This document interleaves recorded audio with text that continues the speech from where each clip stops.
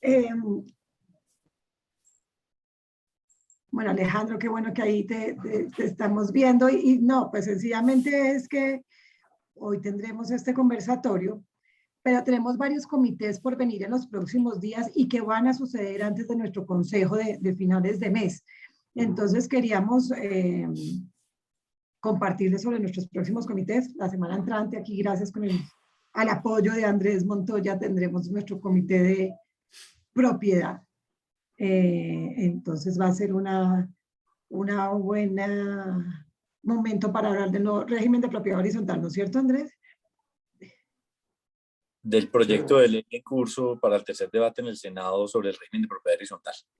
Es interesante que vayamos viendo qué hay ahí por alentar o por motivar dentro del curso de la negociación en el Congreso y la presentación en el Congreso.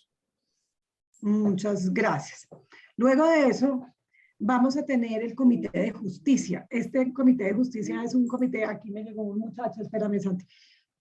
Va a ser un comité donde, gracias a la iniciativa que tiene Ignacio, queremos construir entre nuestras firmas una propuesta de seguridad jurídica a presentar a las distintas campañas presidenciales. Entonces, en este comité vamos a tener la intervención de Esteban Jaramillo, que como recordarán, trabajaba para el Ministerio de Justicia, de José Miguel de la Calle, que nos va a contar como su experiencia en la materia, y de Álvaro Durán, que además tiene como la experiencia de venir apoyando una campaña y que nos puede decir como los puntos principales que se están considerando en una propuesta de seguridad jurídica. Luego de lo cual queremos pues, construir este documento y presentar a todas las campañas, ojalá todas, independiente de su orientación. Eso ocurrirá el 23 de septiembre. Y luego, el 24, vamos a hacer un comité de diversidad e inclusión. Y en ese comité de diversidad e inclusión, gracias a la exposición de nuestro último conversatorio, tendremos la exposición de Jaime Trujillo, que nos hizo en el conversatorio, pero esta vez dirigida al Comité de Gerentes de Diversidad e Inclusión, ya que pues, luego de oír a Jaime sabemos que su experiencia pues, es muy válida para estas áreas de nuestras firmas afiliadas. Entonces queríamos compartirles esta información. Antes de iniciar, anticipo que el próximo conversatorio de actualidad entre colegas va a ser el 14 de octubre y va a estar a cargo de Luis Ferney Moreno. Va a ser un tema sobrado sobre el derecho y otras, como los abogados destacados en otros oficios a través de los años. Muy, muy interesante, pero más adelante les estaremos compartiendo información ampliada al respecto. Esos eran los anuncios parroquiales. Mientras veo que Alberto no ha llegado, voy a hacer una llamada. Dale, Claudia. Sí, esperemos 2 segunditos, de estar teniendo algún problema técnico. Alberto, pues no necesita gran presentación, pues Alberto es abogado de la Universidad del Rosario, tiene un MBA de Georgetown University, pero tal vez y hoy por hoy es socio, pues por supuesto, de Cavalier, y gran colega y amigo, pero tal vez 2 punticos que no se conocen mucho de Alberto.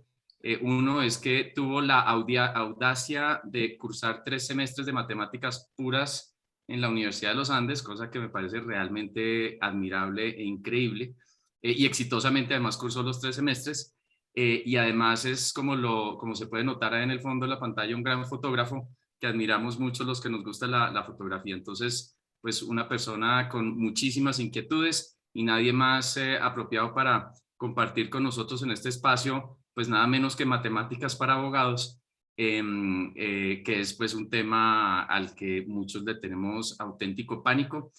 Alberto, muchas gracias. Todos sabemos que preparar estas presentaciones pues requiere un esfuerzo, y conociéndolo seguro le dedicó horas y horas y horas a preparar lo que nos va a presentar hoy. Estos son unos espacios deliciosos para charlar entre colegas. Este es un grupo que con, digamos, ese espíritu de colegaje y de amistad, pues lo vamos a oír con gran interés y atención. Entonces le paso el micrófono a Alberto y nuevamente 1000 gracias de verdad por este espacio. Vale, muchísimas gracias. Y efectivamente me puse a probar tecnologías nuevas y eso es un gran riesgo, pero muchísimas gracias por la invitación y muchísimas gracias a todos por estar aquí pendientes de de estos temas que son tan diferentes y tan enriquecedores en la medida en que uno hace cosas y ve temas que no haría normalmente. Entonces voy a empezar a proyectarles acá. Ustedes me dicen cómo la ven y pues obviamente Claudia nos ayuda con el tiempo en caso de que me esté pasando. ¿Hasta qué horas tenemos, Claudia? Lo tenemos hasta las 5:30, 6. Perfecto. No hay problema. Muy bien. Entonces, pues hablar de este tema es muy difícil. Empecé a preparar mucho material y yo creo que hay varios enfoques y yo espero que ustedes estén de acuerdo conmigo que uno podría hablar de las matemáticas en la ley. Entonces me empecé a leer el Código Civil, el Código de Comercio, la Constitución y encontré una cantidad de matemáticas de las cuales uno podría hablar muchísimo. Pues el trapecio amazónico, esta teoría de conjuntos que resulta de todas las comisiones incidentales o permanentes de la Cámara. Habría en las relaciones de parentesco, pueden generar también las matemáticas muy interesantes. Entonces, una idea podía ser irse por ahí. La otra era explicar las matemáticas en un lenguaje como matemáticas para dummies, matemáticas para abogados. Y también pues es otra opción. Otras son las matemáticas que necesita en el día a día un abogado, pues como calcular temas de impuestos, temas laborales, liquidaciones, pero pues esas son las matemáticas que realmente pues un buen abogado conoce. Entonces se me ocurrió ponerle este título a la charla y es recorrer esas barreras y esos caminos que la profesión no nos lleva a recorrer, ir a hablar de teoría de conjuntos, ir a hablar de teoría del caos, hablar de esos temas que realmente un abogado no recorre, pero que debería recorrer, porque como lo digo ahí, es un camino azaroso y un mundo lleno de posibilidades para los abogados. Vamos a terminar hablando mucho de informática, mucho de tecnología, porque de todas maneras los temas se unen, pero entonces los que están esperando que iba a decirles cómo manejar el tema de las liquidaciones laborales o el tema de los impuestos o las matemáticas necesarias para calcular el cociente intelectual, electoral, les quedo debiendo esa parte. Voy a hablar más bien de esos caminos que no recorremos normalmente los abogados y que deberíamos recorrer. El contenido de la charla del día de hoy tiene este temario y estos puntos. Voy a hablar de esa intersección entre las matemáticas y el derecho. Voy a hablar de los números como el origen de las matemáticas. Vamos a hablar de qué es un problema matemático, cómo avanzan las matemáticas y cómo avanza el derecho gracias a las matemáticas. Vamos a hablar de esa gran pregunta sobre si realmente existe la suerte, existe el azar, qué es un número aleatorio. Vamos a mirar cómo están organizadas las matemáticas y qué son los mapas en las matemáticas. Vamos a hablar de la probabilidad, la curva de probabilidad. Vamos a utilizar una simulación y les voy a compartir una simulación. Vamos a hablar de los algoritmos, que yo creo que es uno de los temas que más oímos hoy en día. Y digamos, cómo organizar unos archivos en orden alfabético o en orden numérico. Vamos a ver cómo los expedientes, si tenemos un juzgado lleno de expedientes, cómo se deberían organizar. Vamos a hablar de algo que en tecnología y tiene que ver con Bitcoin, tiene que ver con transacciones bancarias, que es encriptar y desencriptar, algo que pues ha movido la historia de toda la humanidad. Vamos a hablar de minería de datos, Big Data, vamos a hablar de algunas de esas palabras que las personas creen conocer y que nos venden muchas personas, muchos vendedores, muchos consultores nos hablan de esto. Voy a hacer un resumen, porque pues el tema vale la pena unir los puntos, y después vamos a hablar de las aplicaciones prácticas y de las conclusiones como tal de todo esto. Entonces, a mí me gustaría empezar por hacer una simulación aquí en el computador. Voy a mostrarles a ustedes una herramienta muy, muy interesante. Denme un segundo, por favor. Y obviamente las preguntas las pueden ir escribiendo y me hacen ustedes las preguntas y ahí me van ayudando después, Claudia, si hay alguna pregunta que valga la pena Sí. ir Si nos interrumpiendo quieren o algo. ir levantando la mano cuando sea conveniente o mandarnos las preguntas a través del chat. Y adicionalmente en el chat estamos mandando una encuesta de satisfacción de la organización de esta actividad, donde además es el momento pues de donde recogemos la información de todos los asistentes para enviarles las memorias, por lo que le agradecemos a todos pues diligenciar esta encuesta que toma pocos segundos. Ya estamos viendo caer las bolitas azules. Exactamente. Entonces, quisiera estar seguro que están viendo todos esta simulación. Entonces, acá hay mucho para decir de esta simulación y la vamos a dejar corriendo un rato. Pero entonces, y acá todos pueden participar y todos, ¿ustedes creen que es posible saber a dónde va a caer alguna de esas bolitas? Y no, es imposible. Es un fenómeno aleatorio, pueden caer a la izquierda o a la derecha. Hay la misma probabilidad de que caigan a la izquierda o a la derecha. Lo que sí es claro es que hay muy pocas bolitas que caen a la extrema izquierda o a la extrema derecha, y hay muchas que caen al centro. Y la pregunta es, ¿por qué sucede eso? Y eso es parte de lo que vamos a ver, hoy. Voy a hacer que esto sea de un mayor tamaño y que sea más rápido, y lo vamos a volver a poner a funcionar. Y vamos a ver durante la charla qué termina pasando. Pero entonces sí vale la pena que ustedes piensen en todos los caminos que conducen al centro, que son muchos, y solo un camino lo lleva uno a la extrema izquierda y solo un camino lo lleva a la extrema derecha. Entonces, esto le vamos a sacar muchísimo jugo a esta herramienta y a esta simulación, y la vamos a ver más adelante. Vamos a dejarla corriendo un tiempito. Listo, entonces volvemos a la presentación.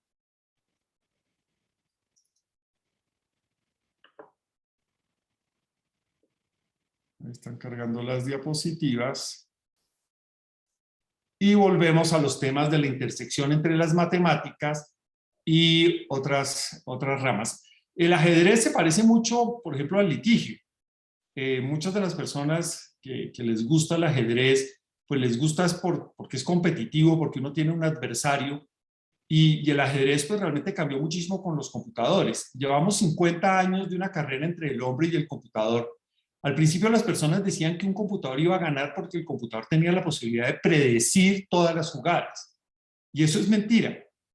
La cantidad de jugadas que habría en ajedrez se demoraría mucho un computador en calcularlas. Además sería inútil. Entonces, esto no es un juego de fuerza bruta. IBM creó una computadora que se llama Deep Blue, y es una computadora que estaba hecha para jugar ajedrez. Y esa computadora tuvo que ser entrenada por ajedrecistas.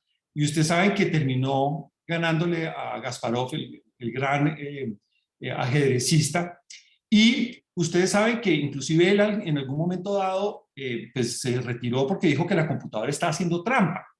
Pero después las computadoras le ganaron a todos los grandes maestros, y quedó claro que una computadora le puede ganar a un humano. Inclusive hoy en día las computadoras que le ganan a los humanos en ajedrez son teléfonos celulares, ya con una capacidad de cómputo muy pequeña, con unos programas muy bien hechos con inteligencia artificial. Los computadores ganan la mayoría de las veces en ajedrez. Entonces ya llegamos en 50 años a que un computador con matemáticas y con unos algoritmos muy interesantes puedan ganar en ajedrez. Ahora, ¿en qué está IBM? IBM compró una empresa de abogados y de consultores experta en cumplimiento y en aplicación de normas en sectores muy regulados como el sector bancario, que se llama Promontory, y la compró por dos razones. La primera, la compró para automatizarla, porque vio que había una gran oportunidad de automatizar procesos como los que hacemos los abogados. Pero segundo, porque necesita que estos expertos entrenen a sus computadores. Entonces, el rol como tal del abogado también es de entrenar a un computador como había un ajedrecista que entrenaba a una máquina. Y ya tenemos que ver en el mercado ejemplos como esta empresa que fue comprada por IBM y hoy en día es una de las empresas pues, de IBM que está haciendo esto. Entonces, el ajedrez también da muchísimos temas para hablar en matemáticas que vamos a tomar en cuenta. Aquí tenemos, a ver dónde me coloco yo, me voy a hacer más chiquito. Acá tenemos a Abraham Lincoln que, como ustedes saben, era abogado. Y en un momento dado, estudiando Derecho, dijo, yo tengo que volver a las matemáticas que aprendió con el padre y aprendió en el colegio, y se dedicó a hacer todas las demostraciones de Euclides y a volver a entender lo que era una demostración matemática para ser mejor abogado. Entonces vamos a hablar bastante de lo que son las demostraciones matemáticas. Vamos a hablar bastante de lo que es la geometría y cómo sirve la geometría, pero acá tenemos un ejemplo y uno de muchos ejemplos de un buen abogado, porque sabe de matemáticas y porque utilizó, digamos, lo que nos enseñó Euclides. Euclides, cuando ustedes en el colegio tenían que hacer todo lo de los triángulos y volver a demostrar todas las propiedades de los triángulos, no estaban haciendo otra cosa que repitiendo todo lo que hizo Euclides antes de que, pues, 600 años antes de Cristo. Entonces, es realmente uno de los libros más importantes de la ciencia. Cuando empezaron a imprimir libros, lo primero que hicieron fue la Biblia y después están los elementos de Euclides. Entonces, ese es realmente uno de los padres de la ciencia, los padres de las matemáticas y una de las personas, digamos, que dejó impregnado el rigor en todo lo que se está haciendo en las matemáticas. Para demostrar y avanzar con el tema de que los abogados podemos ser buenos matemáticos y los abogados podemos ayudar a la ciencia, pues tengo esta lista de buenos abogados y buenos matemáticos. Y ahí el tercero, pues un amigo de Ignacio, pues un amigo intelectual, porque obviamente ya no existe, pero Pierre de Fermat, que el famoso último teorema de Fermat, es, digamos, el ejemplo de una persona que tenía un pie en esos dos mundos. Entonces son muchísimos los casos de abogados que han ayudado al avance de las matemáticas. Entonces sí es claro que sí hay esa intersección entre el derecho y las matemáticas y hay muchos ejemplos. Ahora, pues yo me puse a ver, bueno, ¿qué es realmente ser un abogado y qué hace un abogado? Y hay muchas opciones, pero se me ocurrió ir a la American Bar Association y mirar por qué cobran los abogados en Estados Unidos, por qué les pagan. Como ese sistema uniforme de codificación de todas las labores que hacemos los abogados, y ustedes saben que está dividido en litigios, en proyectos especiales, en asesoría y en temas relacionados con bancarrota. Y en todos esos temas aparece una lista de actividades y todas esas actividades las podemos resumir como entender lo que pasó, mirar los hechos, hacer análisis, que es un concepto pues muy amplio, pero todo tipo de análisis, hacer investigación jurídica, entender cuál es la norma, dar una asesoría y comunicarse tanto con el cliente como con otras partes. Entonces, si fuéramos a sacar el ADN, si fuéramos a ver cuál sería el algoritmo de qué es ser un abogado, pues se parece mucho a ese método que ahora vamos a hablar, el famoso IRAC, ese método con el cual enseñan a los abogados americanos a cómo conceptuar. Y vemos que todo tiene que ver con las matemáticas y en todas las matemáticas van a servir. Entonces, hoy vamos a ver un poquito de esos temas y cómo funcionan.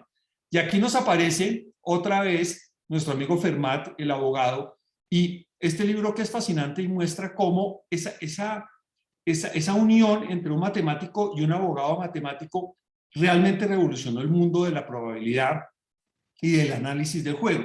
¿Y cómo empezó ese problema? Y es un problema que llevaba muchísimo tiempo rondando en la mente de los matemáticos y era cómo dividir un juego que no había terminado. Así como algunos de ustedes han tenido que ver qué hacer cuando un constructor deja botada una obra, o cuando hay una caducidad de un contrato, o cuando una empresa no puede cumplir con un contrato y tenemos que ver qué hacer para devolver ese dinero, pues había un juego más sencillo, que era un juego de cartas, en el cual en la mitad del juego se retiraban los jugadores y decían cómo repartimos pues la bolsa que hay ahí en juego. Esa pregunta se le hicieron a Blaise Pascal.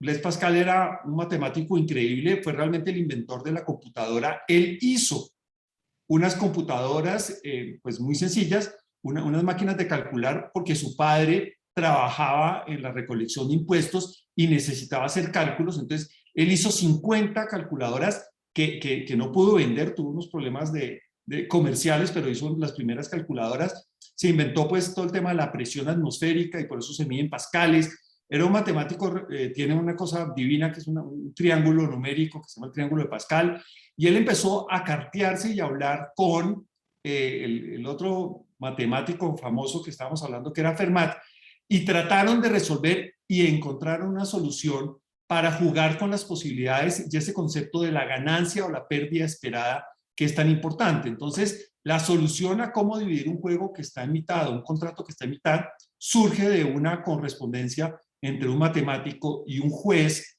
abogado matemático, y por eso hablamos de esto. Otro contrato difícil de cumplir, que está en toda la literatura de las matemáticas, es el pago al inventor del ajedrez. Una persona que se supone que fue el inventor del ajedrez en el año 1256, le dicen, bueno, le vamos a pagar, ¿cuánto le pagamos? Y él dice, no, pues deme simplemente granos de trigo. Ah, listo, ¿y cuántos quiere? No, pues deme 1 por la primera casilla, el doble por la segunda, y así sucesivamente hasta la 64. Entonces le dijeron, no, eso es muy poquito, queremos pagarle realmente algo importante. Él dijo, no, págueme eso. Empezaron a traer el trigo y no alcanzó toda la producción de trigo, porque realmente si ustedes hacen el cálculo, eso es 2 a la 63, y 2 a la 63 es un número tan grande que sería la misma cantidad de trigo que el Himalaya completo. Sería toda la producción de trigo de la humanidad. Entonces, eso ustedes lo conocen y saben muy bien cómo esas progresiones se vuelven realmente unos números muy grandes. Y ahí aparece un segundo concepto interesante, y es el concepto de la segunda mitad del ajedrez, del tablero. Cuando empiezan a subir los números de 1 a 2, a 4, a 8, a 16, pues realmente están en una dimensión humana. Pero en la segunda mitad del tablero, después del 32, empiezan a crecer muy rápido, muy rápido, y ya se salen de toda proporción. Entonces, ese es un concepto que se maneja en matemáticas y en todos estos fenómenos de la segunda mitad del tablero. Cómo hay un momento en que esto da un quiebre y realmente se dispara. Y el caso de este contrato imposible de cumplir, de pagarle al inventor del ajedrez, pues es uno de esos ejemplos. Ahora les haría yo una pregunta, y si quieren prender los micrófonos. ¿Qué es Google?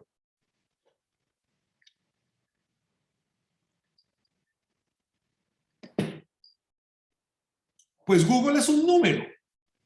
El nombre de Google, pues el motor de búsqueda y la empresa, viene de un número. En 1920 un matemático dijo, quiero inventar un número muy grande porque esto de hablar de infinito o de un jurgo, yo quiero tener un número muy grande, y se inventó el número Google. ¿De dónde sacó la palabra? Le dijo al sobrino de 8 años, dígame una palabra para un número muy grande, y dijo Google. El cuento para los abogados es que los descendientes de ese niño demandaron a Google diciéndole que había utilizado un nombre que le pertenecía a ese niño, pero pues obviamente no tuvo éxito esa demanda. Pero entonces, ese número es 10 a la 100. Ese número es un número muy grande. A uno no le parece que 10 a la 100 sea mucho. A uno le parece que 10 a la 100 es mucho más que toda la cantidad de trigo que ha producido la humanidad, el 2 a la 63. 10 a la 100 es más que todas las partículas de hidrógeno del universo. Es un número gigante, y como si no fuera suficiente, se inventaron 10 a la Google, que ya pues, es un número que no le cabe a nadie en la cabeza, y esos son los números que demuestran cómo todo se sale en las progresiones geométricas, todo se sale de dimensiones humanas, y esos son números que no nos caben en la cabeza y que tenemos que manejar. Muchas personas se preguntan por qué el reloj tiene 12 horas. y es porque algunas culturas tenían el estándar, el método de base 12, que pues eran 12 números, que es muy práctico porque se puede dividir varias veces por 2. El 12, algunas culturas cuentan, es con las falanges, entonces fíjense ahí la foto, cómo sería 4 por 3, 12. Nosotros tenemos una base 10, los computadores utilizan ceros y unos, entonces son diferentes maneras de manejar los números, pero acá lo interesante es que nosotros como abogados no necesitamos nunca números tan grandes, pero en las matemáticas están todas esas posibilidades. Los problemas matemáticos es muy interesante porque fíjense que Blaise Pascal y Fermat lo que hicieron es trabajar constructivamente con los problemas. En matemáticas tener un problema no es un problema. Nosotros en nuestra profesión cuando nos dicen que hay un problema queremos solucionarlo hoy mismo. Nadie admite que tiene un problema que no puede resolver. Yo no he visto un abogado que diga, ay, qué maravilla, llevo 20 años tratando de resolver un problema. No, ese cambia de profesión, se sale de esa rama del derecho, se dedica a otra cosa, porque no tenemos esa actitud frente a lo desconocido como tienen los matemáticos.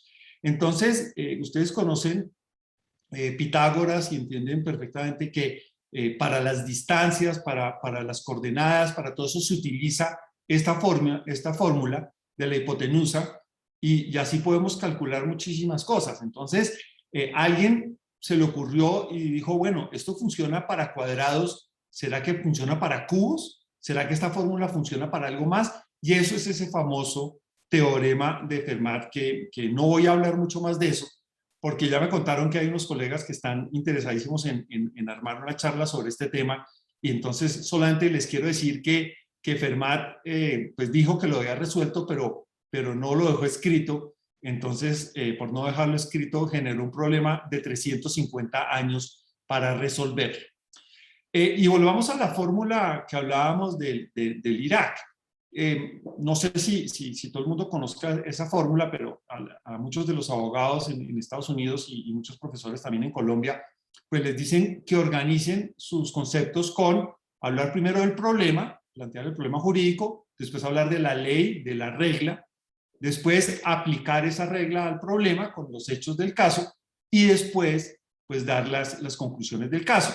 Entonces fíjense que ese es el algoritmo, esa es la forma como muchos de los abogados trabajamos, pero es la misma fórmula como un físico o un matemático responde a un problema. Si le dicen, oiga, disparo un cañón a esta velocidad, a esta distancia, le pega al fuerte, el matemático dice, el problema es saber a dónde va a caer la ojiva, la regla es pues todas las fórmulas físicas del tiro parabólico, toma los datos que tiene y concluye, va a caer en tal punto y por lo tanto sí va a pegar en las coordenadas especificadas.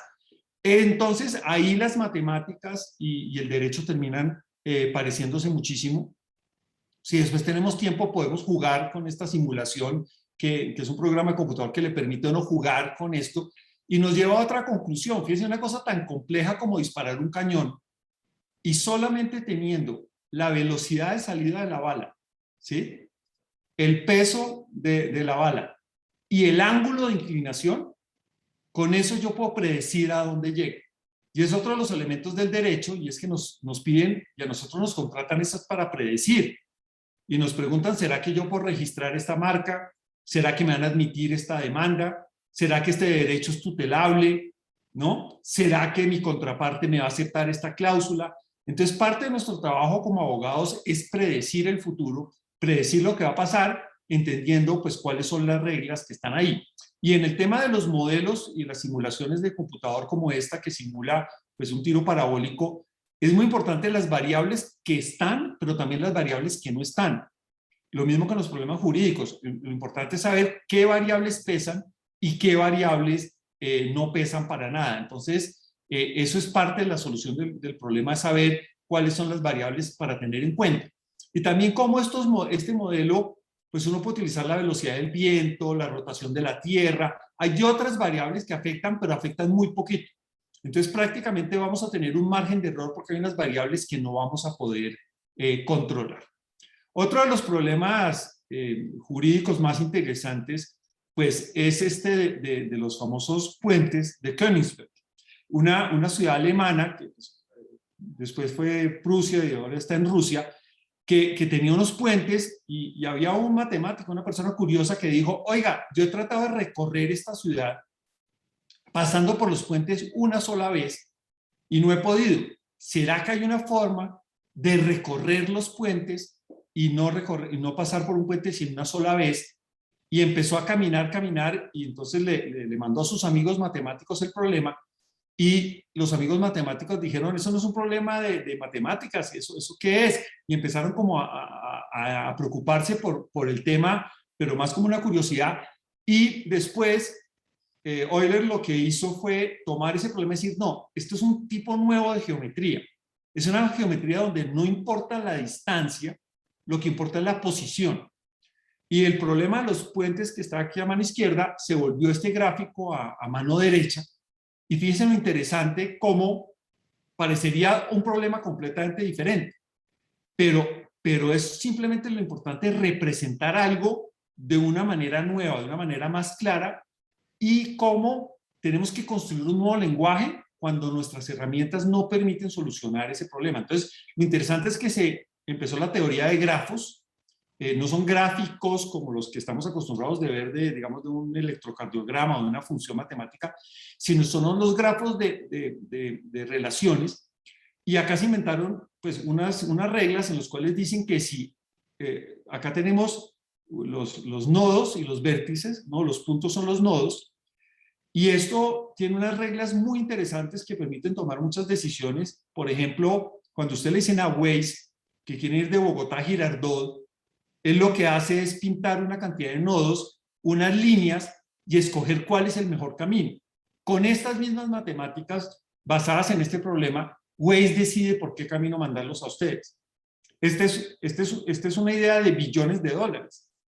Los señores de Google, con estas mismas matemáticas, montaron un sistema para saber cuáles eran las páginas de Internet que más vínculos tenían con otras páginas, que más se consultaban, y mirando ese tráfico en esta misma forma de grafos, rankean las páginas, y por eso nosotros vamos a Google y siempre le preguntamos algo a Google, porque es el lugar que nos manda las mejores respuestas de a qué nodo queremos viajar. Entonces, estos problemas que parecían simplemente divertimentos intelectuales generaron aplicaciones muy útiles. Entonces, alguien juega con las matemáticas, alguien hace matemáticas puras, y otras personas después le encuentran la utilidad. Como el problema de colorear un mapa. Este también es otro problema que surge de un abogado. Un abogado en Sudáfrica le escribió a su hermano diciendo, oiga, me he dado cuenta que para colorear un mapa no se necesitan sino 4 colores. Porque con 4 colores yo me aseguro de que no haya 2 países vecinos o el mar y un país, y no tengo problemas para colorear con 4 colores. Pasó lo mismo de que el hermano dijo, oiga, sí, funciona, pero ¿será que funciona siempre? ¿No será que hay un mapa que es tan difícil y que tiene tantas curvas y es tan irregular que necesita más colores? Y ese problema duró también muchos años sin resolverse, y terminó llevando a algo que es el problema de los puentes, pero llevado a una dimensión mucho más grande, porque ahí sí es pensar todos los grafos posibles y pensar todas las permutaciones que hay de situaciones, pero volvieron esas zonas lo mismo, puntos y líneas, ¿no? Un grafo, y trataron de demostrar eso. Y fue muy difícil de demostrar. También pasaron muchos años para que lo pudieran demostrar. Y acá llegamos a una de las demostraciones más fascinantes de las matemáticas, porque utilizaron computadores para demostrarlo. Pero no es que el computador lo demuestre, es que el computador ayuda a hacer las validaciones que la persona que se inventa la demostración quiere hacer. Entonces, muchos matemáticos no aceptaron esa demostración, porque fue una demostración en la cual un computador participó, porque había que probar miles de mapas y probar muchas configuraciones y ver si funcionaban. Entonces, ahí es interesante cómo también como en el derecho, en las matemáticas hay un concepto estético de que hay una cosa que se llaman las demostraciones elegantes, ¿sí? Hay demostraciones mejores que otras. Son igual de efectivas, pero pero los matemáticos prefieren las demostraciones que son hechas a mano, en papel, pueden ser 100 páginas, como la de Fermat de hoy en día, pero no les gusta que el computador intervenga. Entonces yo creo que ahí tenemos algo parecido los matemáticos y los abogados, pero esta demostración es muy, muy interesante por eso, y yo creo que también nos abre los ojos a cómo podemos utilizar nosotros para argumentar y para predecir los computadores. Hay una pregunta en la cual no me voy a meter, y una pregunta que me parece muy compleja, y es la pregunta de si el azar existe. Realmente, pues en la Edad Media se creía que los dioses controlaban muchas cosas como los vientos, el mar, el éxito en los negocios, y se creía realmente que esa presencia divina era muy importante en todas las actividades humanas, pero era algo que no podíamos controlar.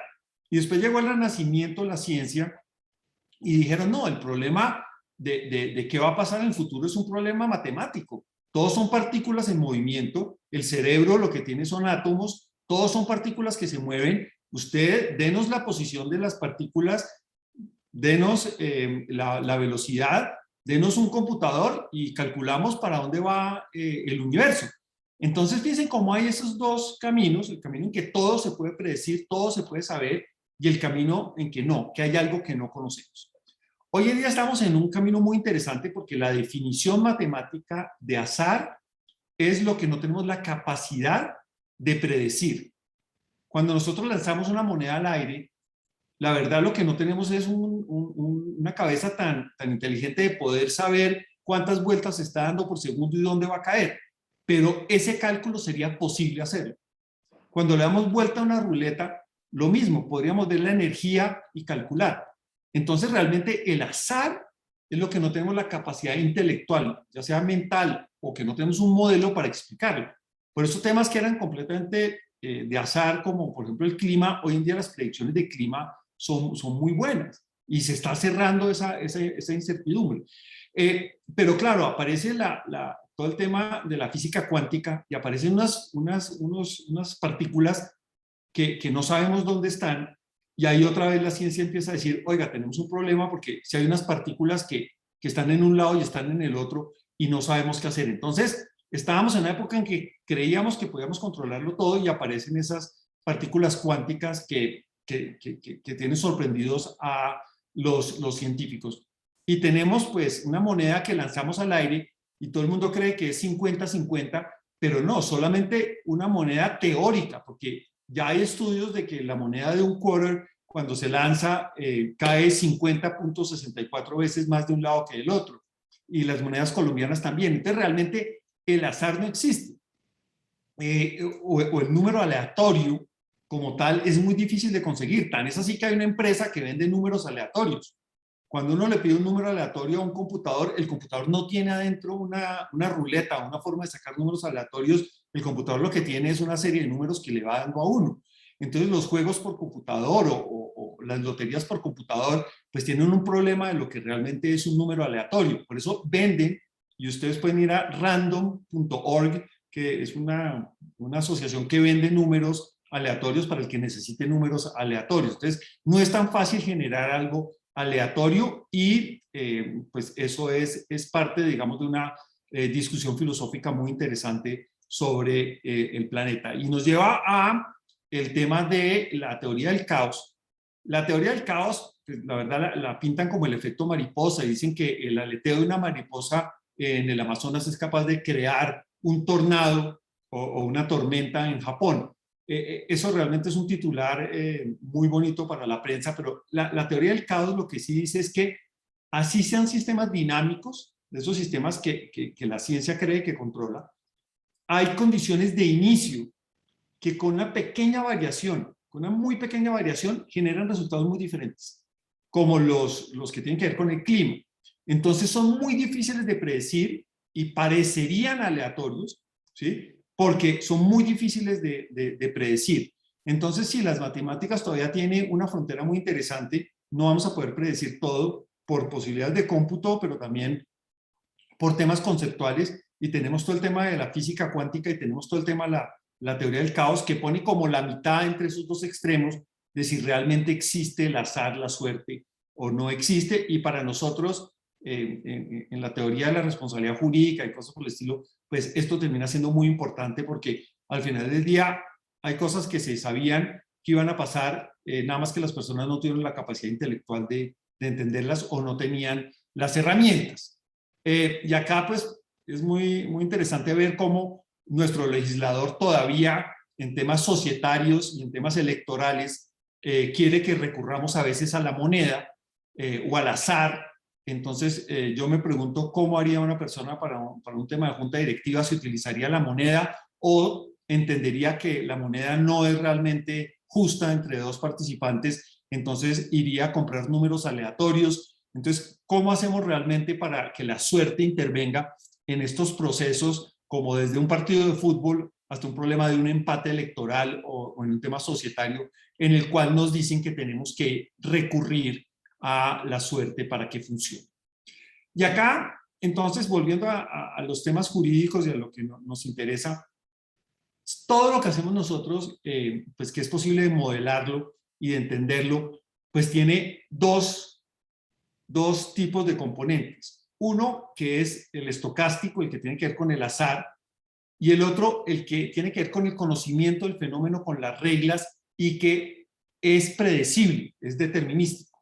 Entonces, lo más interesante de las matemáticas en todo lo que estamos haciendo es que tenemos que manejar de un lado unos dados y del otro lado unas reglas matemáticas tan claras como la del tiro parabólico. Entonces, ese manejo de lo que podemos predecir y lo que no podemos predecir es parte de lo que tenemos que hacer. Y yo no sé si ustedes están preguntando cómo irá en este momento la simulación que estábamos haciendo de las bolitas que caían y qué está pasando ahorita con esta simulación, pero esta simulación nos va a llevar y nos va a mostrar bastante de lo que quiere decir un modelo de este estilo. Entonces, cuando queremos saber cómo nos va a ir en un juicio, cuando queremos saber si un cliente nos va a pagar y cómo va a estar nuestra cartera, todo lo que hacemos en las firmas de abogados tiene esos dos componentes y lo importante es saber cuál de los dos pesa más y cómo manejar esos dos componentes en lo que estamos haciendo. Entonces ya sabemos que la moneda no es tan justa, ya sabemos que tener números aleatorios no es tan fácil y que muchos de los fenómenos que nos interesan tienen esos dos componentes. Yo creo que vale la pena hablar de lo que es el mapa de las matemáticas. Este es digamos, un recurso muy útil, muy bonito sobre el mapa de las matemáticas, porque como yo les prometí a ustedes, lo que yo creía que era, digamos, lo más útil para este tiempo tan corto, era recorrer esos caminos que normalmente no recorremos. Entonces, voy a hablarles un poquito de lo que muestra este mapa de las matemáticas, y es que las matemáticas, pues al final del día son dos grandes ramas de las matemáticas puras, que son matemáticas como las que vemos en el colegio, son las matemáticas que están casi que hechas por el placer de las matemáticas, todas tienen aplicación, pero se trabaja con elementos abstractos. Una de las definiciones de matemáticas es que es una ciencia formal que trabaja esos elementos abstractos y se preocupa de sus características, sus relaciones y operaciones entre ellos. Entonces, nada más abstracto que un número. Entonces, tenemos toda la teoría de los números, nada más abstracto que el espacio como tal y las figuras geométricas, dimensionales, tridimensionales, nada más abstracto que una función.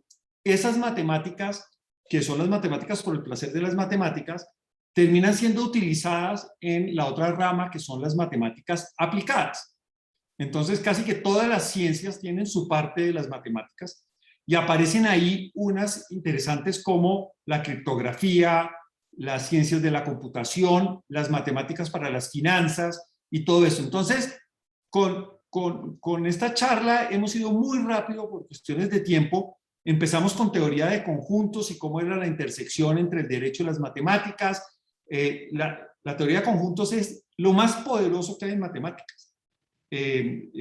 Muchas de las demostraciones más complejas de las matemáticas se pueden hacer, todo el tema de números. Entonces, teoría de conjuntos es realmente como el centro de las matemáticas. Los números también son importantísimos, pues, La gente cree que matemáticas son números, pero ya vimos que son mapas, que son gráficos, que son otras cosas, pero los números son muy importantes, por eso les hablé de algunos números. Y vimos todo el tema de Pitágoras, de los triángulos, de las distancias, y vimos la fórmula del tiro parabólico que nos lleva a algo muy interesante, que es cómo predecir la posición. Pero después inventaron, y ese es el tema de Newton y toda la carrera de Newton por el cálculo, que es muy interesante cómo la posición nos lleva a la velocidad, y de la velocidad podemos bajar a la posición, y tenemos las derivadas y las integrales, que es como una manera de pasar del mundo de la distancia al número de la velocidad y la velocidad instantánea, y cómo hacer unos cálculos de mediciones que tienden al infinito. Entonces, el cálculo también es algo interesantísimo en todo lo que tiene que ver con volúmenes, con velocidad. Ahí está el cálculo, es realmente una parte de las matemáticas muy bonita, que crece muchísimo lo que se puede obtener con el álgebra. Y saltamos a la teoría del caos. Esto, pues, como les dije yo, iba a ser un viaje azaroso de todo esto. Al final vamos a aterrizar en qué sirve para las firmas de abogados y qué nos sirve a nosotros, pero yo quiero que ustedes recorran este camino y este mapa sin miedo, con tranquilidad, en este tipo de lenguaje, y sigamos avanzando. ¿A dónde los quiero llevar? Pues los quiero llevar a la probabilidad, que ya vimos un pedazo. Los quiero llevar a las ciencias de la computación, a los algoritmos, ese tipo de cosas, a la criptografía, que está pues muy en boga desde las bitcoins, los smart contracts, y también pues todos los problemas de seguridad informática, y que terminemos con algo de minería de datos y con algo de machine learning, si les parece. Entonces, vamos en la mitad. Este es el recorrido. Obviamente tenemos que dejar de visitar muchos de los monumentos más interesantes, pero la idea es simplemente que muchos de ustedes recuerden estos conceptos y pensemos cómo los podemos utilizar. ¿Esto les parece conocido? ¿Lo han visto últimamente? La famosa campana, ¿sí? Esta distribución normal, muchos lo aprendieron en el colegio de manera diferente, pero entonces ahora lo voy a compartir. Vamos a volver a la simulación que estábamos haciendo, y acá nos toca salir un segundito y compartir.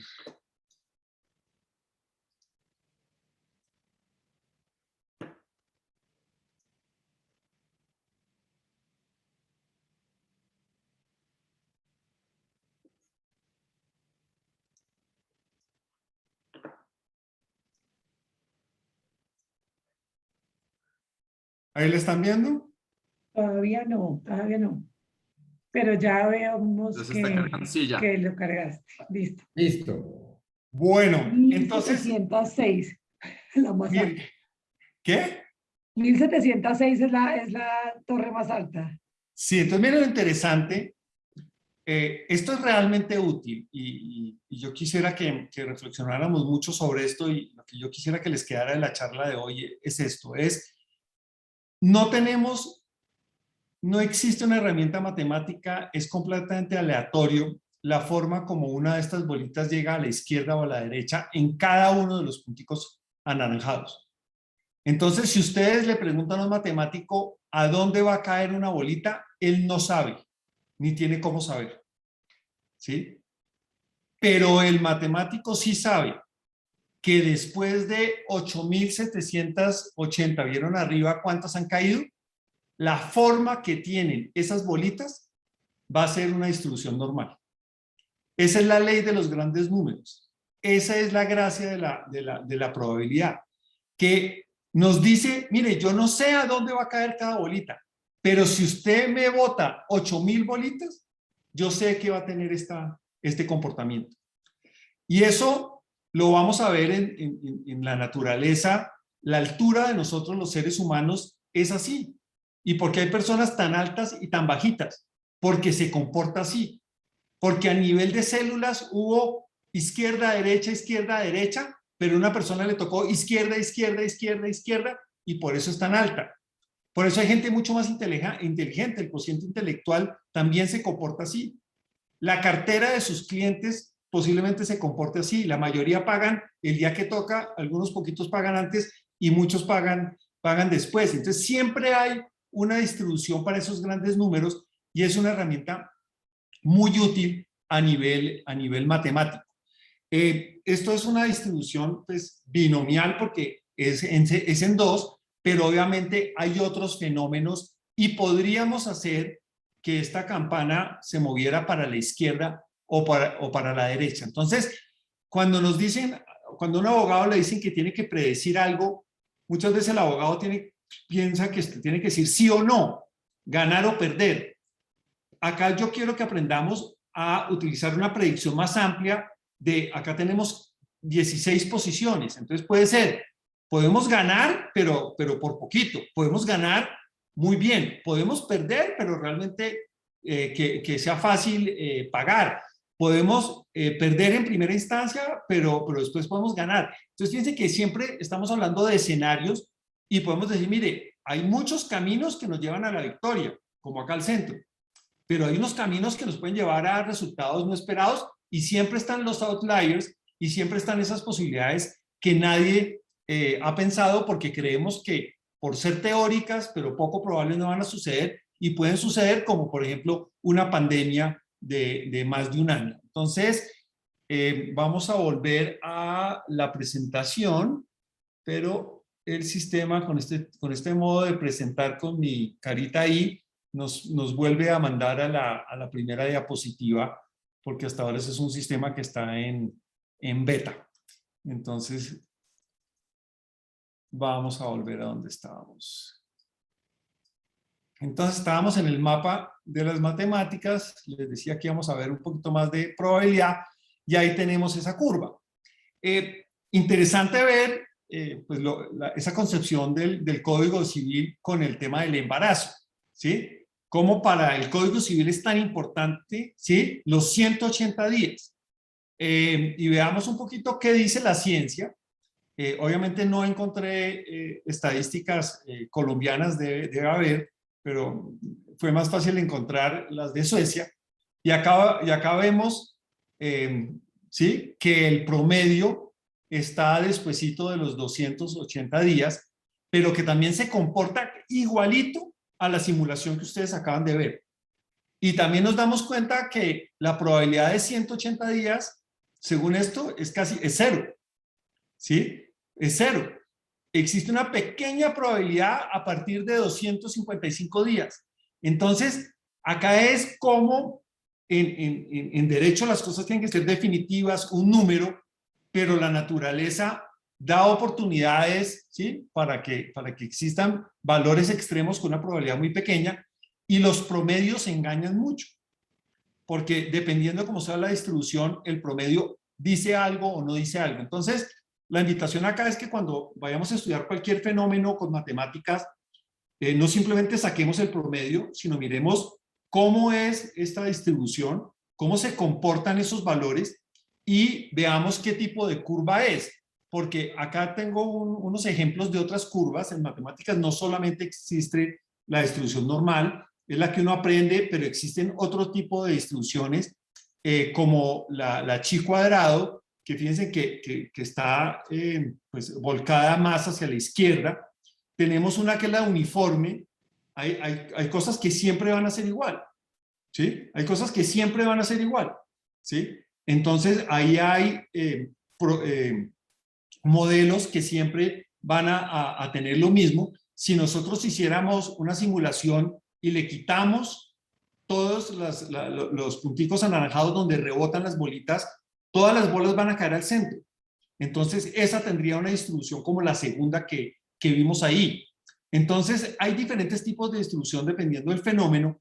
Entonces todos los fenómenos que podemos estudiar en derecho y en nuestras firmas se parecen a alguna de estas distribuciones. Entonces, si entendemos cómo es la distribución y tenemos los valores de cuál es el promedio y cuáles son las desviaciones estándar, podemos pues dar una buena predicción o podemos hacer algo.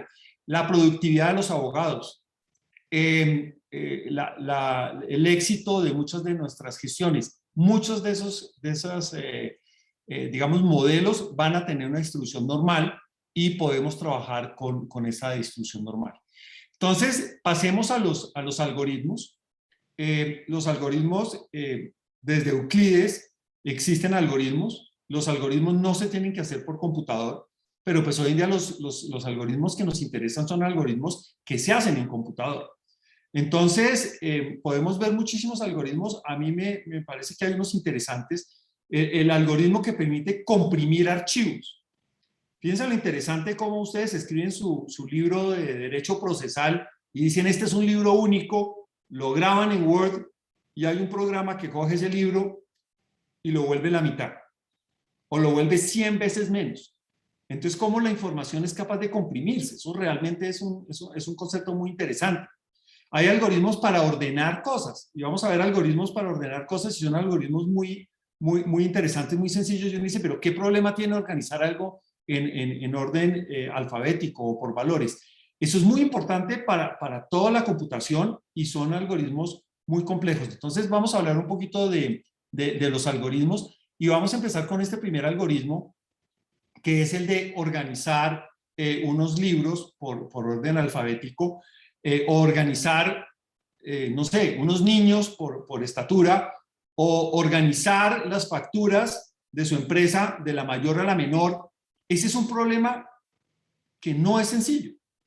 Si ustedes tuvieran que recorrer una biblioteca que tiene 100 metros de largo y lo hacen mal, caminarían mucho y se demorarían mucho. Y no hay una forma de hacerlo en un solo paso. Entonces hay que hacerlo en una sucesión de pasos. Entonces voy a compartir con ustedes otra simulación que espero que les guste también. Y vamos a ver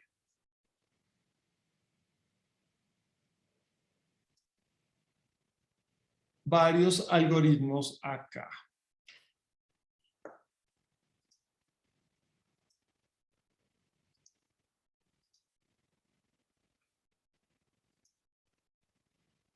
¿Están viendo mi pantalla? Sí. Entonces, acá, para que lo vean bien, tenemos varios algoritmos. El tercero, el de Bubble, el de la burbuja, es el que más le gusta a Barack Obama. Después les cuento por qué. Pero entonces acá tenemos la misma biblioteca, ¿sí? La primera es aleatoria, la otra es casi organizada, la otra es al revés y la otra es con algunos únicos, digamos, como salteado. Entonces, fíjense que le vamos a dar a estos algoritmos, tenemos en este momento 8 algoritmos arriba y tenemos 4 tipos de bibliotecas. ¿Quién se atreve a apostar cuál va a ser el que termina de primero? Yo creo que nadie, pero bueno, vamos a ver, vamos a hacerlo correr. ¿Listos? A la 1, a las 2 y a las 3. Entonces ahí ustedes se dan cuenta cómo el computador lo hace más lento de lo que haría normalmente, pero fíjense que ya terminó con algunos y con otros sigue trabajando. ¿Sí? Y el de selección con algunos únicos fue el más demorado. Entonces, acá yo quiero mostrarles varias cosas. Yo sé que ustedes en su día normal no organizan libros, pero acá lo que estamos haciendo es dándonos cuenta que no hay un algoritmo dominante para todos los problemas. Que los algoritmos son muy buenos para algunos casos, pero no para todos. Y que dependiendo de muchas circunstancias, lo que puede ser el mejor algoritmo en un lado es el peor en el otro. Entonces, nosotros como abogados, cuando decimos nos va a reemplazar una máquina, sí, posiblemente haya algoritmos jurídicos que los haga muy bien una máquina, pero no los va a hacer bien todo el tiempo. Y lo más difícil es escoger cuál es el algoritmo apropiado. Entonces, acá yo me la pasaría jugando con ustedes con simulaciones y con algoritmos, pero simplemente es para dejarles el mensaje y dejarles a ustedes, digamos, para que pensemos y para que trabajemos en ese concepto de que sí, existen algoritmos jurídicos que un computador puede hacer, igual que el juego del ajedrez, pero lo más importante es al final del día saber cuál es el mejor algoritmo y poderlo utilizar bien. Entonces, volvamos al famoso algoritmo de Irak, que todos saben que es entender el problema, aplicar las reglas, ¿sí? Y después sacar una conclusión. Y démonos cuenta que Irak no es una fórmula mecánica, realmente tiene que ser algo que manejemos muy bien los abogados, y es solamente para conceptuar, y además no es el único. Igual que con los algoritmos para organizar algo, los algoritmos para hacer un concepto, para solucionar un problema jurídico, pues hay cantidades, y acá tenemos el Barak, el Sirac, el Crack. Ustedes pueden consultar o conocen muchos de estos, y algunos dicen, es que yo lo hago diferente, porque tienen su manera propia de hacer las cosas. Entonces, en eso de la carrera de los algoritmos jurídicos, los algoritmos van a ayudar a ciertas etapas muy precisas del trabajo jurídico, pero siempre nosotros tendremos que estar ahí entrenando los algoritmos, mejorándolos y sobre todo escogiendo cuál es el mejor. También les dije que iba a hablar de descifrar. Hay una persona interesantísima en la historia de las matemáticas que es Alan Turing. Alan Turing se inventó la máquina de Turing, que es un concepto muy interesante para explicar qué es lo que puede hacer un computador y qué tipo de problemas soluciona un computador. Pero él durante la guerra trabajó en todo el tema de descifrar la máquina Enigma y encontrar, digamos, cómo estaban haciendo los alemanes para descifrar. Esto daría para hablar, y hay películas muy interesantes, está la de Bletchley Park o la de Imitation Game, y es un tema que por tiempo no podemos trabajar, pero sería muy interesante. Fíjense que el problema que tenía Enigma es que la letra nunca terminaba siendo la misma letra. Y una máquina para poderse descifrar hay que encontrar esos errores, y encontraron que la A iba a ser cualquier cosa excepto la A. Entonces, gracias a eso pudieron encontrar algunas fallas de esa máquina Enigma.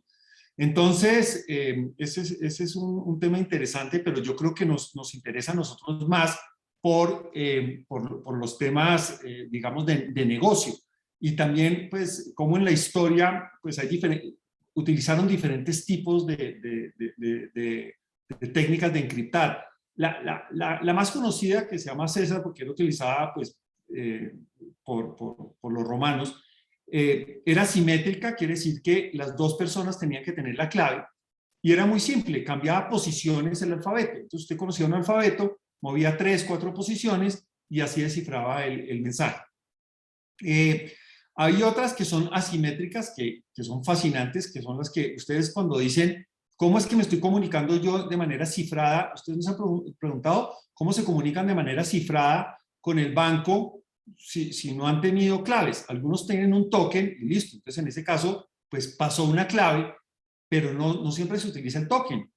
Entonces, esos son los sistemas muy ingeniosos en los cuales el computador genera una clave que solo la conoce el computador, el banco genera una clave que solo la conoce el banco, se intercambian una clave pública, que esa sí puede ser rastreada, ellos la protegen para tratar de que nadie la pueda interceptar, pero matemáticamente, con las 3 claves, generan un mensaje que nadie puede descifrar, porque nadie tiene las 3 claves, pero que sí puede descifrar la otra persona que tiene solo 2 de las claves. Entonces es algo fascinante desde el punto de vista matemático.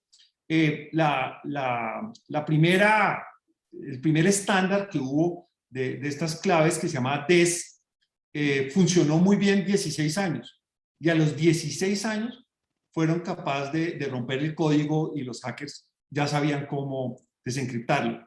Entonces ahora tenemos uno que es más complejo, y yo creo que el tema no es si se va a descifrar o no, pero cuántos años se van a demorar en poder romper ese código. Entonces, realmente algo como poder decir uno que algo está encriptado y nadie lo va a conocer, pues no parece ser lógico, porque siempre hay una manera de romper los códigos. El tema es cuánta máquina se necesita y cuánto tiempo se va a necesitar para eso. Y hay un tema también interesantísimo, que es el código hash, que es parecido a encriptar. Y cuando copiaban los copistas de la Biblia, para no equivocarse, contaban ciertas letras o contaban las palabras.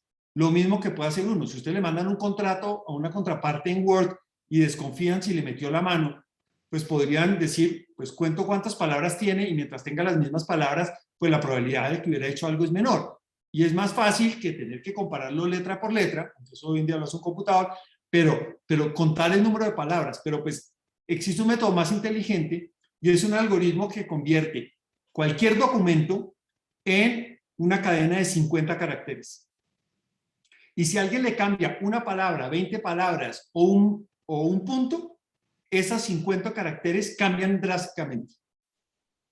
Existen posibilidades de que unos cambios muy raros o unos documentos muy raros generen el mismo código hash, pero la probabilidad es muy pequeña.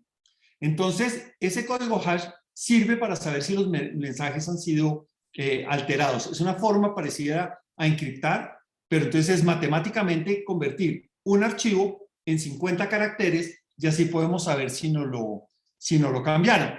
Y esto me lleva a hablar de Bitcoin, que pues es un tema que siempre está en las noticias y es un tema muy interesante. Ustedes saben que criptomonedas hay varias, ustedes saben que Bitcoin es solo una, pero lo que hace algo tan interesante del Bitcoin es que empezó como un paper pseudoacadémico de Satoshi Nakamoto, que es un nombre ficticio, pero es una persona que se inventó un sistema utilizando el mismo método de encripción que habíamos hablado ahorita con una llave pública. Se inventó un sistema para que muchos participantes intercambien información, ¿sí?, sin necesidad de intercambiar la clave. Porque no es que alguien tenga que llevarle un token o alguien tenga que mandarle una clave o tenga que ir a un lugar a poner la clave como hacemos en los bancos. No, ellos cada uno creando su clave y teniendo una clave pública son capaces de enviarse mensajes. Matemáticamente es muy interesante porque también tiene muchos elementos de teoría del juego. En el mismo paper dice, una persona va a tener la tentación de hackear las bitcoins, pero necesitaría una máquina tan grande y tan poderosa que más bien se debería dedicar a ser minero de bitcoins y ganaría más plata. Entonces, ese paper tiene que ver con teoría de grafos porque pinta todo el esquema para que esto crezca. Tiene teoría de juego porque tiene todos los incentivos puestos para que nadie vaya en contra del sistema. Tiene todo el tema tiene código hash, tiene claves públicas, claves privadas. Entonces, realmente es algo muy bien hecho desde el punto de vista matemático este documento y por eso terminó volviéndose el negocio que ustedes hoy conocen. Para desmitificar un poquito el tema, a los pocos meses de haber empezado el Bitcoin, lo hackearon y se robaron 180.000 millones, no sé si es 18.000 o 180.000 millones de bitcoins. Y pues eso demostró que el sistema pues no era un sistema perfecto. Y para mí la otra prueba de que no es un sistema perfecto es que arreglaron el problema borrando las bitcoins de la cadena de bitcoins que se supone que no se puede cambiar y nadie le puede meter la mano y no se puede corromper. Entonces, recordemos que esto es una obra humana, es una obra de creación humana y por lo tanto no puede ser tan perfecta y no es que de la nada alguien escribió un paper y salió los bitcoins. Hay personas que tienen que estar hoy en día poniendo la infraestructura, el software, todo para que esto funcione y por lo tanto tiene todas las vulnerabilidades que tendría un sistema. Hablemos de minería de datos. Ahí lo que ustedes tienen es un gráfico de unas redes neuronales. La minería de datos, en una de las definiciones más sencillas, pues son unas técnicas con algoritmos, con matemáticas y con estadística que permiten hacer tres cosas principalmente. Encontrar anomalías, por eso se utiliza tanto en fraude, en calidad, es cuando hay outliers, cuando hay cosas que no son normales. Encontrar patrones, que es algo muy interesante, cómo se comportan los datos, hacia dónde van, los hábitos de consumo, cuál es el patrón de los casos que estoy ganando, qué tienen en común todos los casos que yo gano, correlaciones, vínculos entre variables que no son importantes. Entonces, fíjense que es lo mismo que ha hecho la matemática y las estadísticas desde hace tiempos, pero ahora con unas máquinas que de manera mucho más amigable, manejando más datos y ayudando con todo el tema del proceso, del algoritmo, de cómo hacerlo, lo pueden hacer. Yo tengo una campaña y es por desmitificar un poquito lo que es el Big Data, porque a las personas les encanta la palabra Big Data. Realmente Big Data es cuando estamos hablando de grandes cantidades de información. Big Data es cuando estamos hablando de Google, que tiene que mover sus servidores. Cuando la ciudad de Nueva York, que tiene toda la información de facturas, de tráfico, de semáforos, de salud, quiere analizar algo para ver riesgo de pandemia. Estamos hablando cuando son datos muy grandes. En Big Data hay problemas de temperatura porque los computadores se calientan, tienen que utilizar varios computadores en paralelo, computadores que están en varios lugares del mundo, ¿no? Eso es Big Data. Entonces, cuando a mí me llega una persona a hacerme una demostración de Big Data y abre su computador portátil, eso no es Big Data. Es bonito, es útil, se llama analítica, ¿sí? Se llama minería de datos, pero no es Big Data. Big Data estamos hablando de cuando son muchísimos datos, casi que los que no caben en un servidor, eso es Big Data. Entonces, nosotros las firmas de abogados no tenemos Big Data.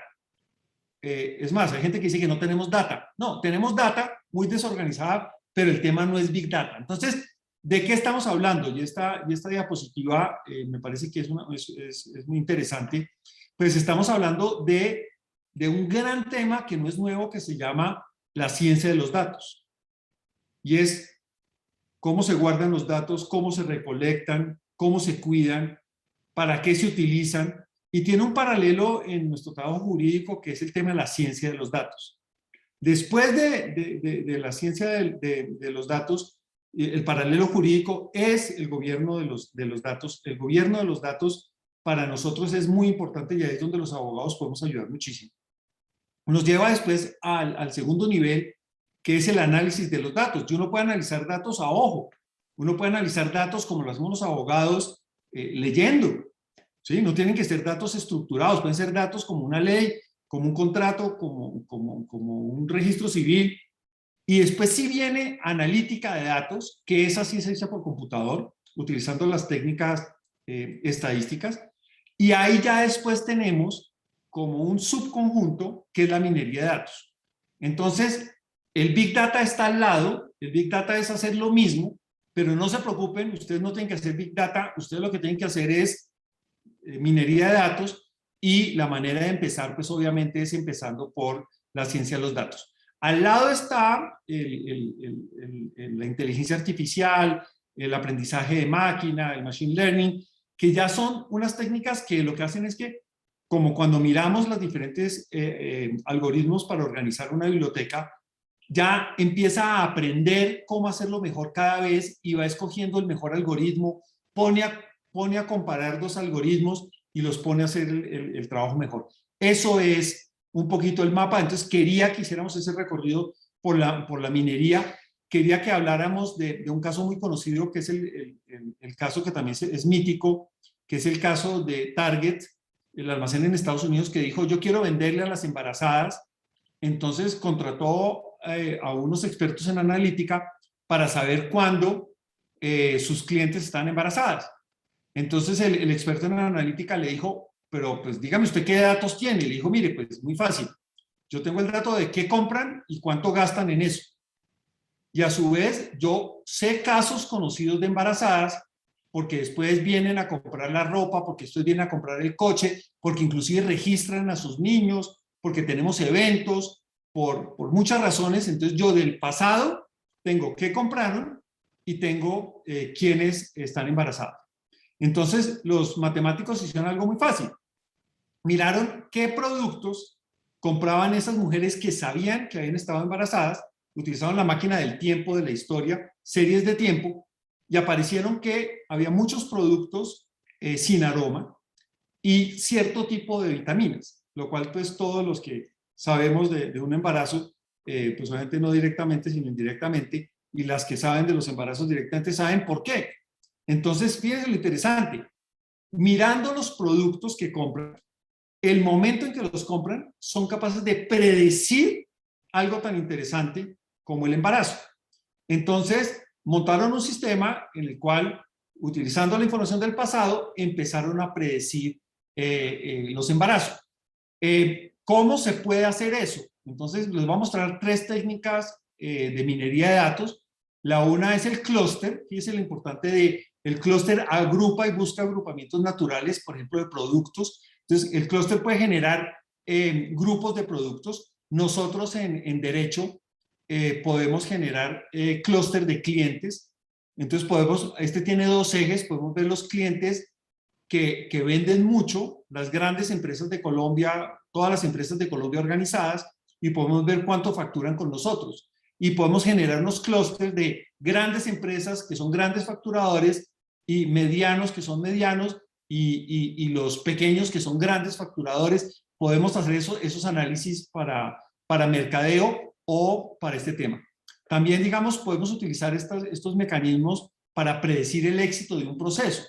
Entonces podemos saber que dependiendo del juzgado, dependiendo de cómo, si nos admiten las pruebas, dependiendo de las pruebas que le admitan a la contraparte, dependiendo de algunas preguntas binarias de sí y no, podemos generar unos árboles en los cuales en la parte de abajo de cada árbol está un escenario con una probabilidad de éxito.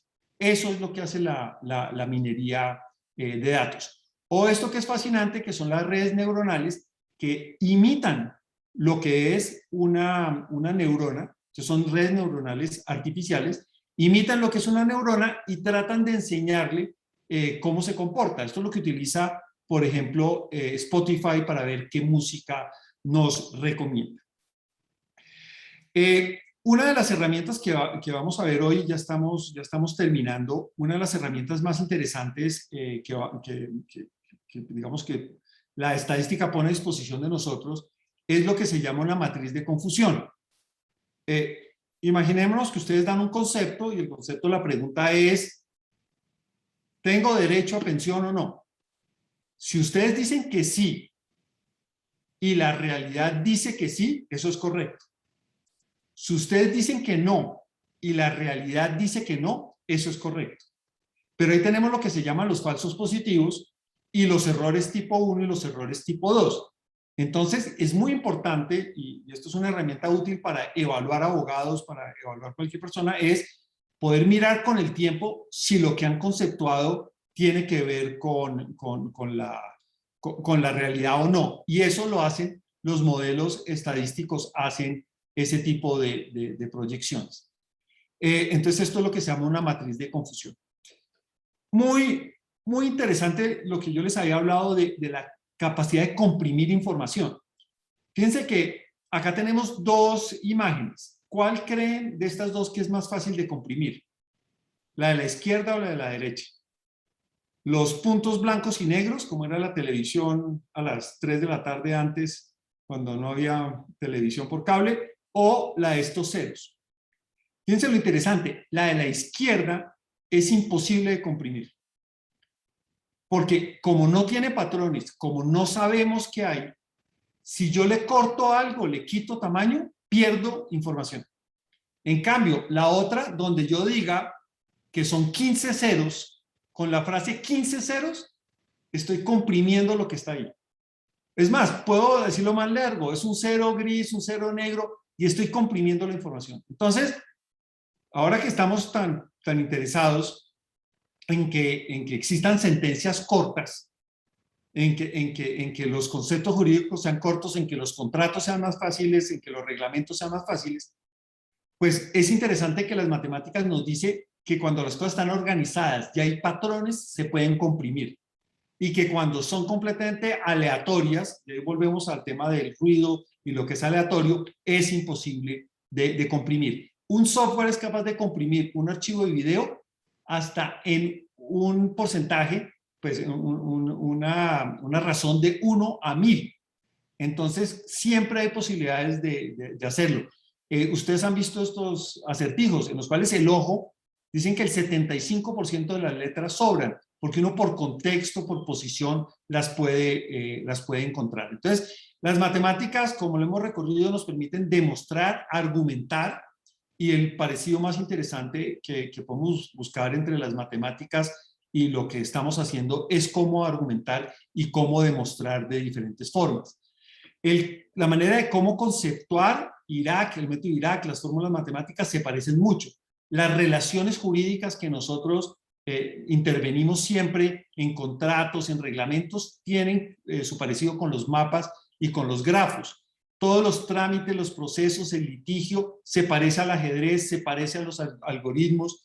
Las predicciones que tenemos que hacer para nuestro trabajo jurídico o administrativo tienen algún tipo de distribución y se pueden trabajar así. Todo lo que nosotros hacemos tiene algo de azar y tiene algo determinístico, y nosotros podemos empezar a entrenar estos computadores. Entonces, recorrimos las matemáticas de izquierda a derecha en muy poco tiempo, le perdimos el miedo a trabajar con estos conceptos, recordamos algunos, estoy seguro, nos quedaron preguntas y vemos finalmente que el valor del abogado, según la minería de datos, el valor de la analítica está relacionado a la dificultad.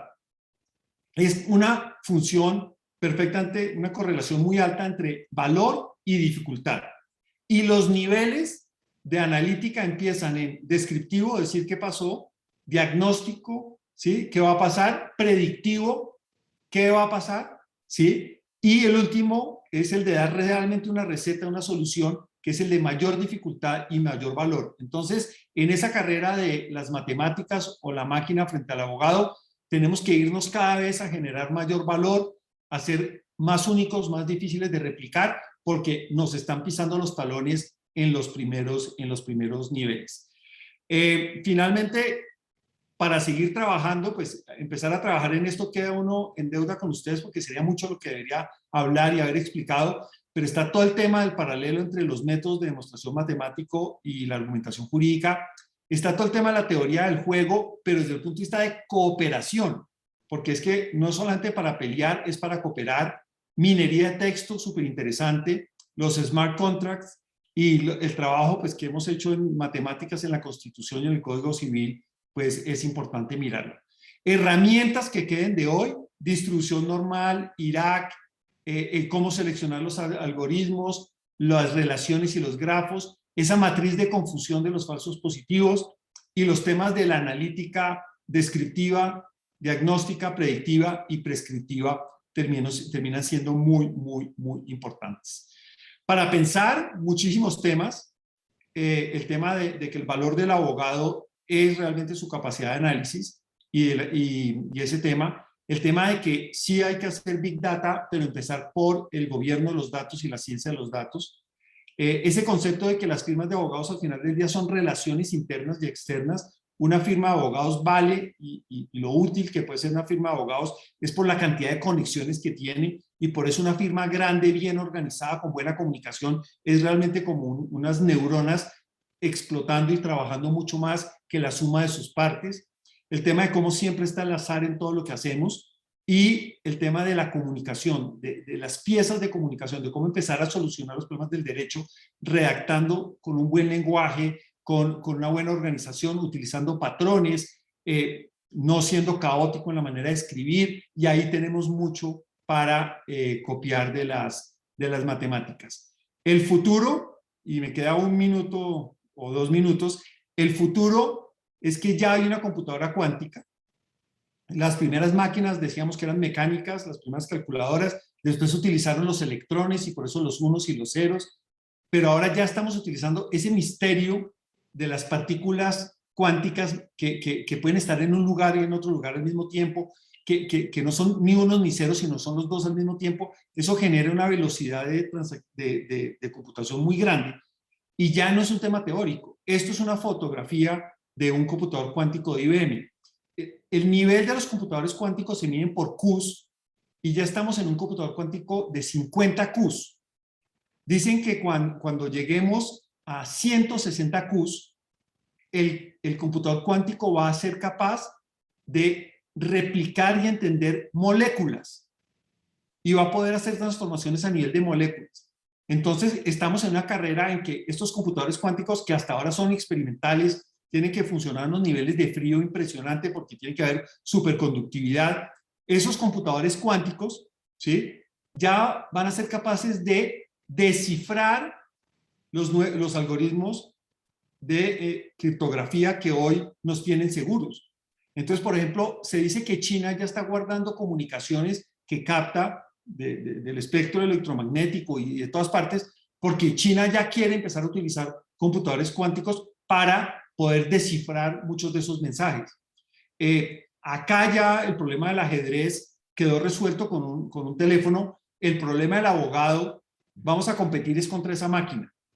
Entonces tenemos que entender que desde el punto de vista de computación, si bien estos computadores son muy experimentales y todavía no son perfectos, la comparación es que ya hay una carrera en la cual un problema que un computador normal haría en 10.000 años, ya lo hace un computador cuántico en 200 segundos. Entonces, sí hay como tal estamos en la segunda mitad del tablero, estamos del otro lado de lo que está pasando en computación, en minería, en analítica, y por lo tanto los abogados no podemos seguir cerrando la cara a lo que estamos haciendo y tenemos que utilizar estas herramientas.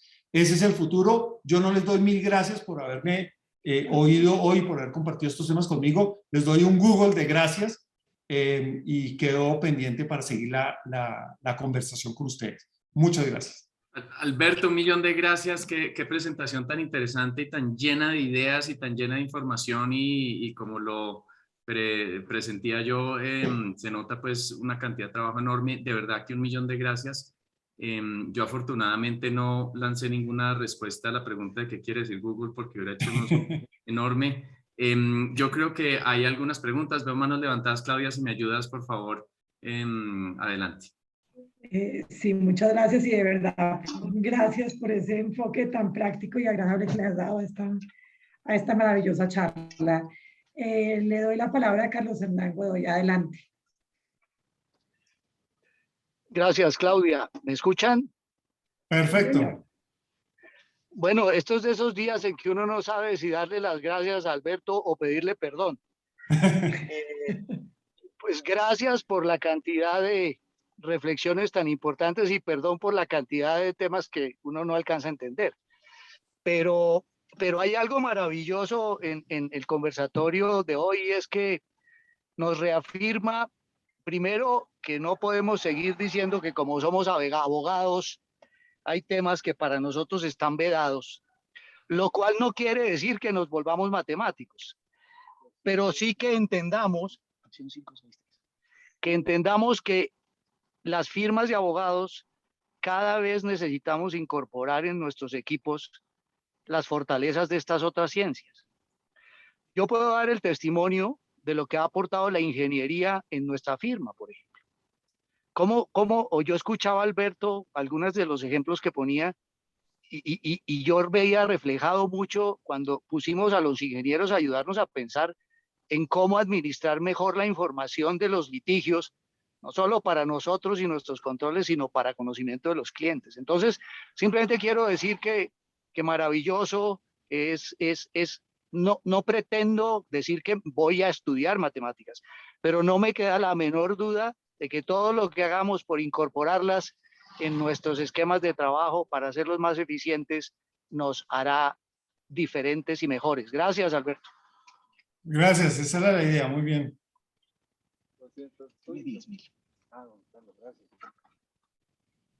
Muchas gracias, Carlos Hernán. Por otro lado, Ángela Duarte nos pregunta, ¿sabemos si tenemos analítica de datos con base en las decisiones del Consejo Superior de la Judicatura o tribunales o hay alguna iniciativa para ello?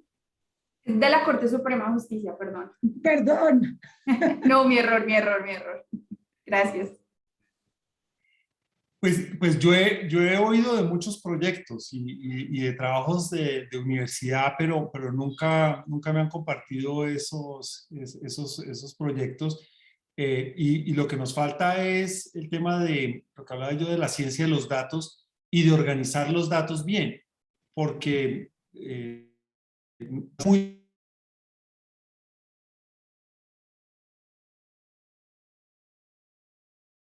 nos muestra el texto, pero no nos dice cuál fue la decisión como una variable. Entonces hay que transformar esos datos. Hoy en día con minería de texto es fácil equivocarse poquito y hacerlo económico, pero sería muy interesante que empezáramos a guardar los datos de las decisiones judiciales con las variables más importantes para su análisis. Yo hice un análisis de sentencias de lavado de activos con 160 sentencias y, por ejemplo, las conclusiones en cuanto a la utilidad del reporte de operaciones sospechosas o el manejo de los indicios fue interesantísimo. Entonces, con una muestra tan pequeña como solamente sentencias de lavado de activos, fue algo tan interesante, donde hagamos algo como lo que ustedes preguntan y lo que proponen, yo creo que podríamos transformar el derecho. Perfecto, muchísimas gracias. No veo más manos levantadas, pero cuando oí a Alberto no podía dejar de pensar en una conferencia que contratamos en alguno de nuestros LOTECs en el pasado, de una empresa que se llamaba Premonition, y sencillamente se dedicaba a mirar cómo las decisiones podían tomar un rumbo u otro dependiendo de la persona que se asignara al Estado en los Estados Unidos, y te podían, perdón que cae llanto, te podían decir qué tipo de decisión se iba a tomar. Sí, ahí lo importante es el tema de que estos modelos tienen una parte completamente aleatoria y otra parte determinista. Entonces, el problema de esto es cuando los científicos se enamoran de su modelo y creen que tiene una fórmula matemática que permite predecir, pero no, puede predecir una parte, pero hay otra parte aleatoria. Hay un estudio muy importante en temas de jurados en Estados Unidos que demuestra que dependiendo la hora del día y el cansancio de los jurados, las decisiones van en un sentido o en otro. Entonces hay un tema biológico, hay un cansancio de toma de decisiones. Una persona cuando tiene que tomar muchas decisiones, ya el cerebro deja de funcionar y empieza a tomar la decisión que le parece menos riesgosa, el costo de equivocarse sea el menor. Por eso los hijos saben a qué horas pedir permiso. Entonces, ese tipo de cosas demuestran que hay una parte que todavía no conocemos y creer que una fórmula matemática va a saber hacia dónde termina un juicio, estamos lejos. Hasta que no tengamos más conocimiento de la naturaleza humana y tengamos mejores computadores. Tenemos que entender que vamos a poder predecir unas pequeñas cosas, pero no todo. Y nos va a faltar información, nos van a faltar variables y la información es asimétrica. Nosotros no sabemos qué pasa en la corte, no sabemos qué sucede hacia adelante. Entonces, nos quedamos con unas variables, igual que lo del embarazo. En lo del embarazo, el sistema era muy bueno para poder predecir el 80% de los casos de embarazo, pero en el 20% se equivocaba.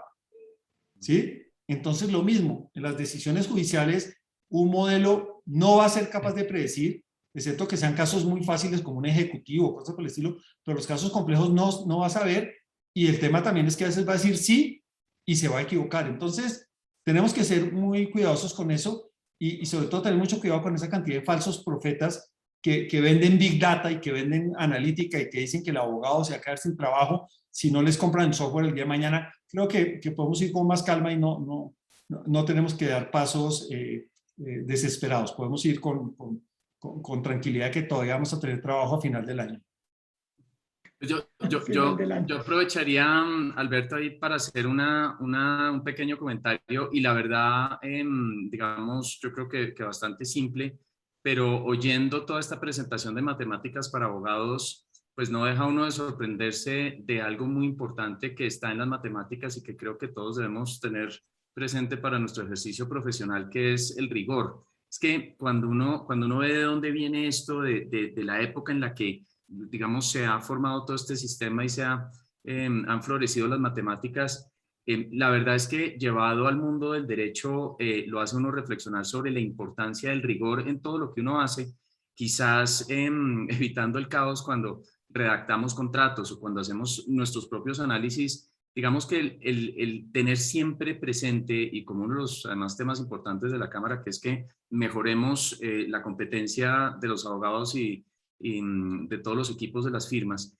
el rigor no nos puede abandonar. La verdad, así como ha habido áreas como las matemáticas donde prima un rigor extremo, nosotros también podemos tomar esa misma, tal vez, manera de ser o forma de enfocar las cosas para que haya rigor, el más que sea posible en un mundo como en el derecho, en que la redacción de los documentos, de los contratos, de los memos, pues sea rigurosa y tenga, digamos, un contenido muy preciso, muy exacto, muy científico, si uno lo pudiera decir así, así estemos en el ámbito de las ciencias sociales, pero que tratemos de mantener ese mismo rigor. Yo no quería dejar pasar ese comentario porque es muy simple y no habla de las nuevas tecnologías ni de cosas extremas, pero digamos, sí me queda como aprendizaje esto que he oído, que uno nunca debe abandonar esa forma de enfocar las cosas y esa manera de ser que es aplicar el rigor, pues que en las matemáticas es extremo, pero que debiéramos mantener como un modelo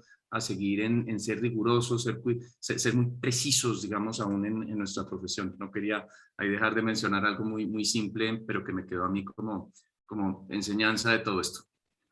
Y yo creo que tiene que ver mucho con el algoritmo de creación de la ley, cómo se hacen las leyes. ¿Sí? Entonces, cómo se discuten, cómo se hacen las leyes, cómo se redactan. Hay un lenguaje universal para programación que es el SQL, y uno podría, al final del día es, si tal cosa, tal otra, y si no tal otra, más unas definiciones y unos valores, uno podría redactar, tratar de hacer el esfuerzo de redactar las leyes. No sería muy estético, pero casi que podría hacerla de manera esquemática. Imagínense donde la hiciéramos simplemente con niveles y con bullets, sería mucho más claro. Por eso yo creo que no hay que perder de vista el tema de que hay un tema ético y un tema estético alrededor de esto. Los abogados sentimos que no podemos hacer tablas, que no podemos hacer comparaciones, que no podemos pegar un Excel, que tiene que ser escrito, que tiene que ser con cierto tipo de letra, ¿sí? Esa estética nos está llevando lejos de ese rigor lógico, y también el tema ético, que muchas veces pues se ocultan la ignorancia con citas que no se le pregunta a una persona, no se le dice, oiga, eso no lo entienden, sino todo el mundo, uy, qué buena obra jurídica. Y el tema es que no tenemos problemas de 150 años, los problemas, todos los abogados dicen que ya están resueltos, y cada uno publica un libro, y frente a un problema lo que hay son muchas publicaciones. En matemáticas lo que dicen, salen todos a decir, no, usted no lo demostró. No, eso no es verdad. Y la persona agacha la cabeza y dice, sí, me equivoqué. En derecho se arma una guerra. ¿Sí? Se arma una guerra. Entonces sí hay un tema ético y un tema estético detrás de esto. Y yo creo que el lenguaje, esos contratos que empiezan con unas buenas definiciones, después son fáciles de leer. ¿Sí? Entonces las definiciones, la ley debería tener mejores definiciones, los contratos, un mejor lenguaje, y con eso logramos tener unos contratos que sean posibles de resumir. Y también yo creo que no saber a quién le escribimos, ¿no? Porque hay personas que escriben sentencias para que las lean sus alumnos, o sentencias para que después las puedan convertir en libros, pero no son para resolver el problema al afectado. Entonces, ese tema ético de a quién le escribimos y para qué escribimos creo que es importante, lejos de esta tecnología. Así es, Alberto. No, pues me parece que esto suscita todo tipo de reflexiones muy interesantes. Realmente, no sé, Claudia, si hay más preguntas. Si no las hubiera, que creo que no. Alberto, 1.000.000 de gracias. De verdad que ha sido un rato estupendo, como son estos diálogos entre colegas. Perdón, aquí Álvaro, veo que tiene la mano levantada. Adelante, Álvaro, por favor. Muchas gracias, qué pena que no encontraba el botoncito para levantar la mano, pero no, también muchísimas gracias. Y una cosa muy sencilla es que qué bueno tener a Alberto para que nos guíe. Pues no sé cómo esté el comité ejecutivo planeando la próxima sesión del Legal Tech. Yo creo que todas estas cosas, desde hace rato, comités ejecutivos de hace muchos años crearon esta figura del Legal Tech para eso, para que pudiéramos los abogados que no estamos familiarizados con esto entenderlo, de manera que pues, qué bueno contar con Alberto en todo esto, y pues muchísimas gracias de nuevo. Oh, muchas gracias, claro que sí, claro que sí. Ahí seguramente lo tendremos. Mil y mil gracias. Bueno, para todos, muchas gracias por habernos acompañado. Esperamos que hayan disfrutado como nosotros este rato de salirnos de nuestras quehaceres diarios y pensar en cosas muy interesantes y muy enriquecedoras. Algunas que entendemos un poquito más que otras, Alberto, pero la presentación sumamente clara y muy erudita, como siempre. 1.000.000 de gracias y feliz tarde para todos. A todos muchas gracias. Muchas gracias. Tarde, feliz noche. Chao, gracias. Alberto, si nos regalas unos minutos adicionales. Claro que sí. Yo creo que todos tenían una pregunta, y es cómo hace uno para poner la cara ahí, Alberto.